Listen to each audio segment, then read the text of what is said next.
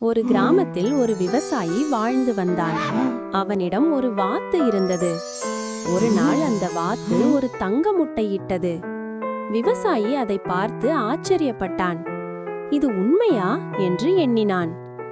மறுநாளும் அந்த வாத்து மீண்டும் ஒரு தங்க முட்டை இட்டது. இப்படி தினமும் ஒரு தங்க முட்டை கிடைத்ததால் விவசாயி செல்வந்தனானான். ஆனால் சில நாட்கள் கழித்து அவனுக்கு பேராசை வந்தது. இந்த வாத்தின் வயிற்றுக்குள் நிறைய தங்க முட்டைகள் இருக்கும்.